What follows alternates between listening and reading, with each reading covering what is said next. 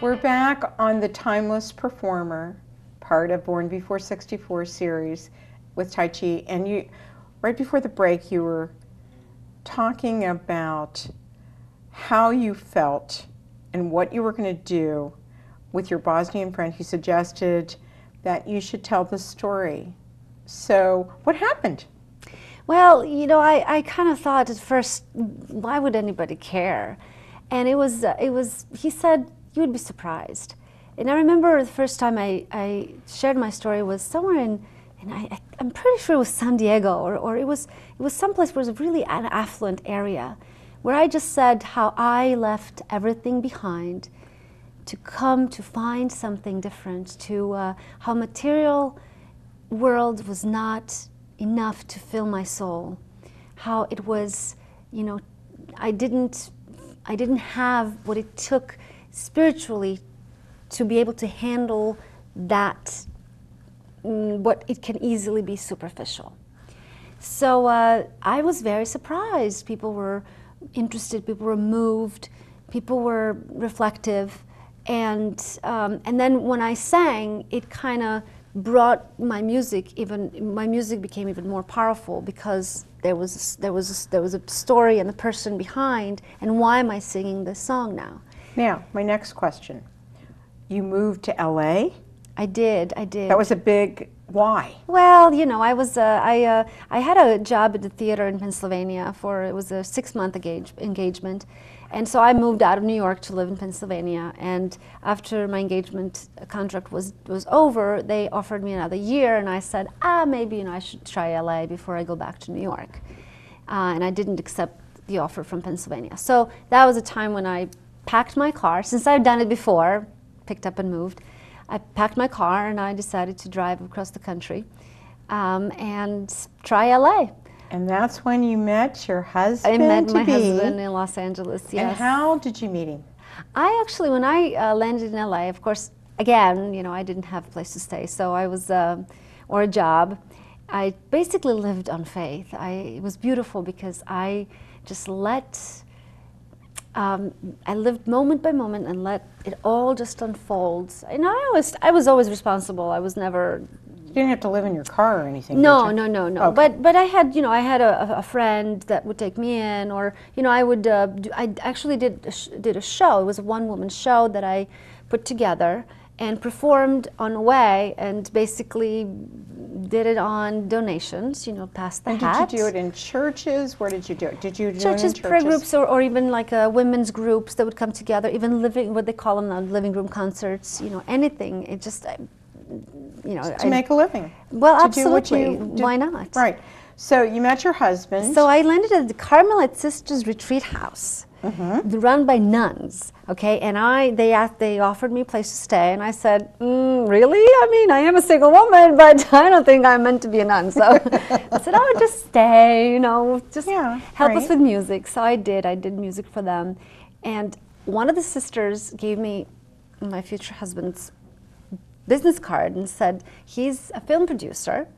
And because I had just turned down a movie part that I just couldn't do, because, you know, look, I auditioned for a whole bunch of stuff in Hollywood, but with my accent and being blonde and young, you know, I was getting parts that I really didn't want to take. So right, we can imagine. We can imagine what those parts were.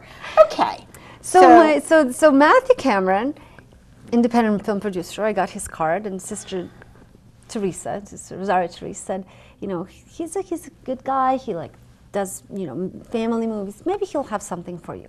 So we went out on a business lunch and showed him my resume, and he really didn't care about my resume, but he asked me if I would go. Why wouldn't he? He'd be silly if he didn't. Well, he actually said to me, I don't know if that was a compliment.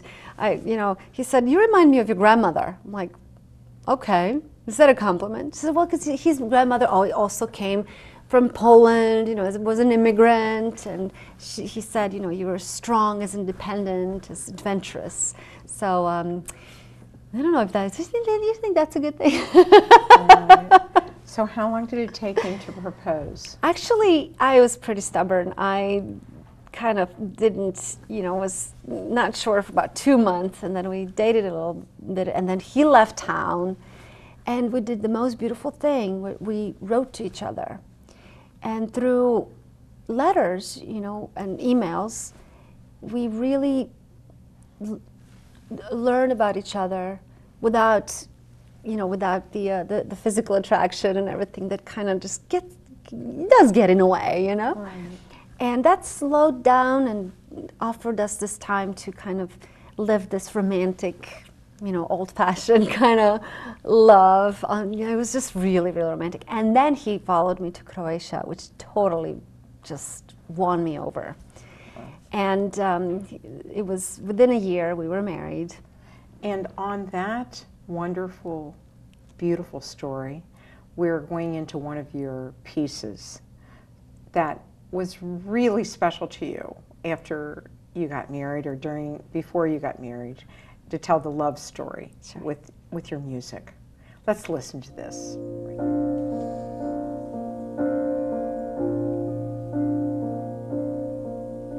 From the moment the angel spoke, through the months when you carried God's Son,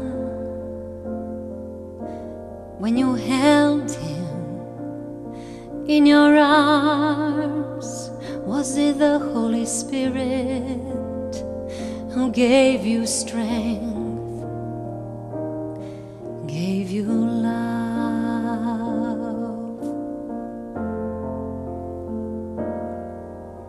As you watched Him growing up, listened to His laughter, comforted His cry.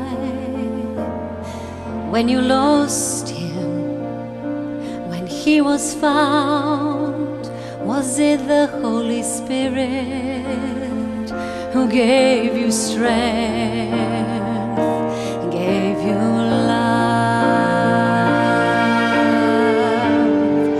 Mother dear, so strong and so pure, teach us how to love, how to endure. When life gets too tough and the road gets too long, and my heart wants to break, 'cause it's not in control. And when kids all grow up and all I have is memory, fill my heart with love, teach me how to pray and say, let it be.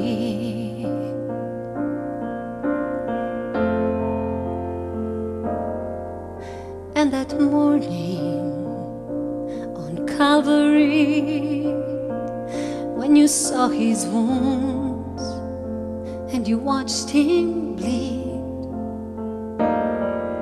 when you saw Him take His final breath, was it the Holy Spirit who gave you love, gave you strength?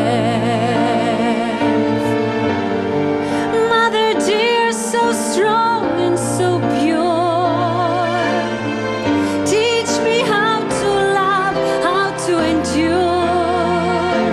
When life gets too tough and the road gets too long, and my heart wants to break, 'cause it's not in control. And when kids